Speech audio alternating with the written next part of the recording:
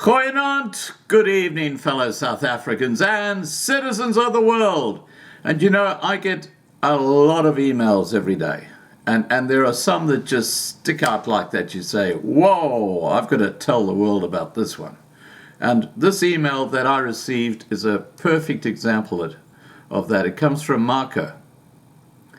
And it has so many elements in it that people who follow this channel will understand why South Africa's gone pear-shaped and why it is going to go into a state of anarchy very shortly, as far as I'm concerned.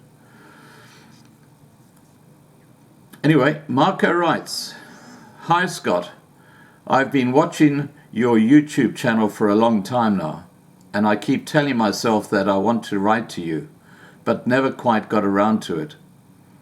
This lockdown in South Africa has kind of forced my hand. I'm at the point where I'm desperate and have had enough, and it's time to speak out. I'm a 54-year-old white male living in Cape Town, born here of immigrants' Italian parents. Thankfully, I have an Italian passport, and I'm beginning to think my time here in South Africa is done. I started a business in Cape Town in 2001 in the construction industry that 10 years later employed 50 people and was doing very well and making a good profit each year. My biggest client was a listed national blue chip company.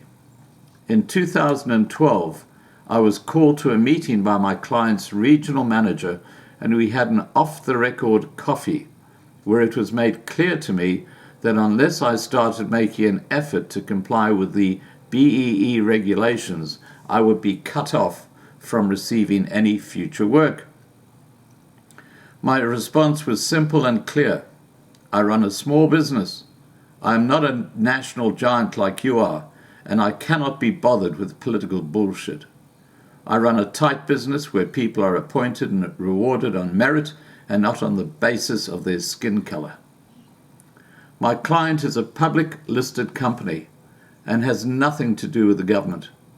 Yet they are so scared of government BEE scorecards and regulations that, needless to say, that they were true to their word, and I was eventually scrapped from the vendor list because I am stubborn and did not comply and buckled to their threats. To cut a long story short, my business suffered terribly for 2 years, and although I tried my damnedest to stay afloat, pumping all my savings, private equity and insurance policies into the business, there was nothing more I could do to save it, and it went bust in 2015. I'm now making a living as a freelance draftsman, living hand to mouth. Now it's hard to imagine that 6 years ago I was a successful businessman. I'm still paying back debt 6 years later. The irony of it all is that of the 50 people that lost their jobs when I went bust, only 3 of us were white. The rest were all black, and most of them are still unemployed 5 years later. So what exactly did this BEE bullshit help? Well, I'll tell you what it helped. This BEE bullshit is all about helping the ANC politicians and their cadres, the black privileged, those people at the top of the tier. They're the ones who are cleaning up. The rest of the black population are in abject poverty. This is the scam that the ANC government and politicians are involved in at every level of government. It's a complete and utter scam and needs to be exposed, and I will expose it. Anyway, sorry about that little rant. Marco continues, "My story is not unique. I'm not alone here. This is happening all the time. So here's my question to you and the reason for my letter. Why the hell is nobody in the free world talking about this? Countries that we always look to as our cousins, like Australia, New Zealand, Canada, the USA. Why the hell is the media silent on this issue? I personally have more options than since I have an Italian passport. But what about the few 100,000 of us that can no longer tolerate this and have nowhere to go? Well, as far as the mainstream media are concerned, they're a complete disgrace. There are about 6 huge conglomerates that basically control what you're force-fed by the mainstream media. And their publishers, they sit down and they have a round table and they discuss the narrative and they keep it to that narrative. And it's all tied up with the New World Order. And of course, BEE doesn't even feature on the list of subjects to talk about. That's how fake the mainstream media are. It's a load of crap. It's a load of crap force-fed to us through the television screens, through the printed word, and of course by the way that shadow banning happens on media or platforms like YouTube and Google. They shadow ban alternative media like mine, and they throw all this crappy CNN, BBC, all that sort of shit up at the top, so people are indoctrinated with stuff that is bullshit. That's the reason why nothing is ever said about this. That's why this channel, the Loving Life channel, is a bit of fresh air. It's letting the world know what is actually going on. And your story is an important part of it. Anyway, let's continue. Whew. We are hard-working, God-fearing, free market-minded people, and it's common knowledge that white South African farmers are among the best in the world. So why on God's earth does the rest of the world ignore what is going on here and are not taking us in? It's absolutely crazy. Just look at the behavior of our government over the past 60 days in this corona catastrophe. Below are a few facts. 1. Cigarettes are banned despite the fact that the state is losing 35 million rand per day in taxes on cigarettes. Yet they profess they are serious about fixing our economy. Has anyone bothered calculating how many starving people they could feed with 35 million rand per day? 2. We have imported doctors from Cuba, of all places, communist Cuba, at a cost of 440 million rand. Yet we have young unemployed doctors in South Africa. Why are they unemployed? Because they are friggin' white. I'm sorry, I've had a sense of that word. That's why. What is this fascination with communism here? The ANC is happy to be seen holding hands with all the delinquents of the world like Fidel Castro, Xi Jinping from China, yet when they need more money, they're quick to run to the IMF and World Bank for money. The very colonialists that the ANC blame for their problems. Well, they're blaming Jan van Riebeeck, aren't they? Let's go back a bit in time, shall we? 3. South African Airways. I could write a book about South African Airways alone. How looting and corruption have destroyed a whole airline, for God's sake. And I'm just loving the news right now regarding South African Airways. Just today, the unions were going to the Labour Court to protest the retrenchment packages for South African Airways staff. Everyone has finally realized that the airline has been plundered to death, and only now do the unions get out of their chauffeured Benzes to make a noise. I love it. Where were they when Zuma and his cronies had their fat snouts in the trough? They were probably part of the fat piggy food chain. 4. This lockdown.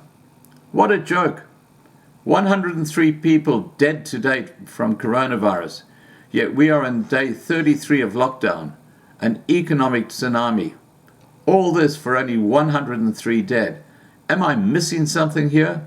I'm not a doctor, but how many of these 103 dead would have died anyway of lung diseases, heart conditions, diabetes, TB, and AIDS?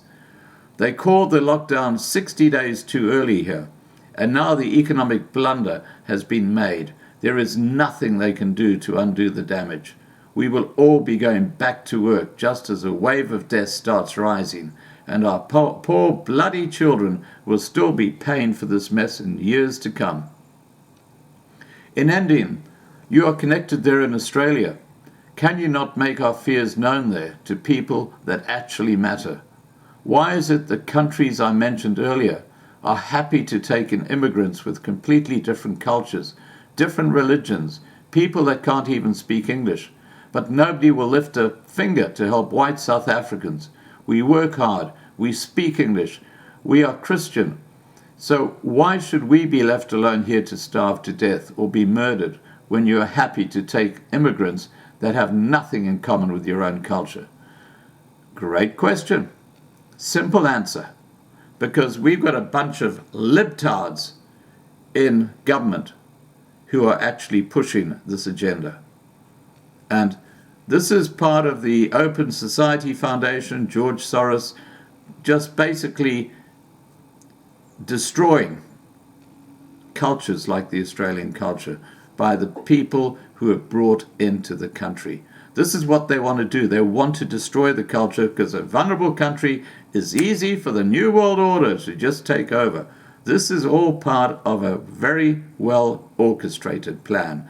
Now, tomorrow night, Saturday night at 8 p.m. Johannesburg time, I'm going to be talking to Teresa about how people like Bill Gates and Microsoft have key patents that are involved in using strategies to actually exacerbate the decline of world economies. It is quite extraordinary.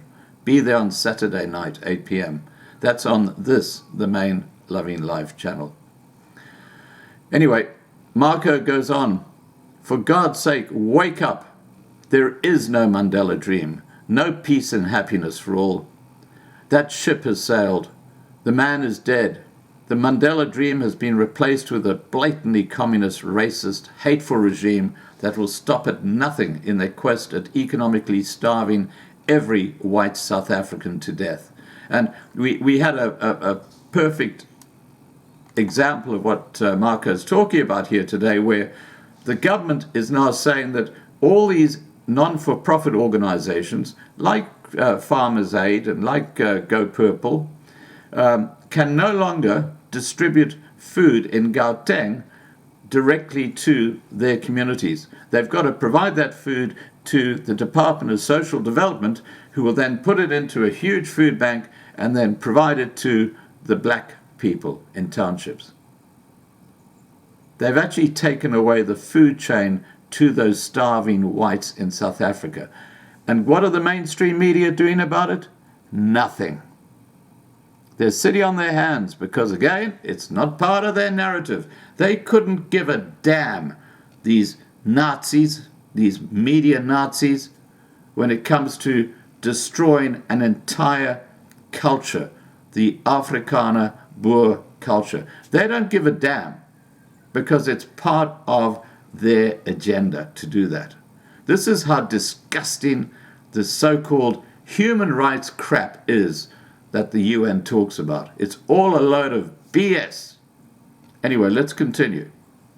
Marco says, they don't want us here. We need help, and the world is saying nothing. Writing to each other on a few forums will not do it. We need forward-thinking countries to step up and open their borders to us. You can no longer sit in your safe communities and do nothing, while generations of white people here have been economically persecuted simply for being white. Well, I tell you one thing, Marco, this is going to be a huge wake-up call for all those lefty DA-type whites who live in South Africa when this sort of shit comes knocking at their family home door, because it's on its way, believe me, and then they're going to be changing their noise very quickly because it's impacting them. But all this time, they've been sitting on their hands and acting as if everything is perfect in South Africa. Oh, I despise those sort of people. They're completely blinkered and have only their own self-interest at heart. Deceitful people. Unfortunately, there are a lot of them in South Africa. That's the tragedy.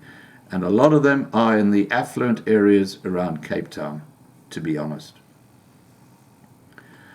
Anyway, Marco says, please consider publishing my letter and reading it out on your channel. And I sincerely hope you can get this message to someone in Australia that will pay attention to what is going on here. It deserves some news coverage. It's not right that the world buries their head in the sand, clinging to fond memories of Nelson Mandela. And just in closing, you can no longer sit in your safe communities and do nothing while generations of white people here are being economically persecuted simply for being white.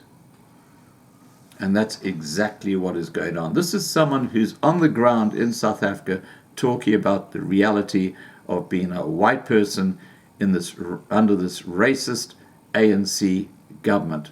And Ramaphosa, he is the most devious man of all. I had a live stream earlier today with Paul Kolditz, who is the CEO of FEDSAS, or FEDSAS, which actually organizes all the schools, or the education side of things.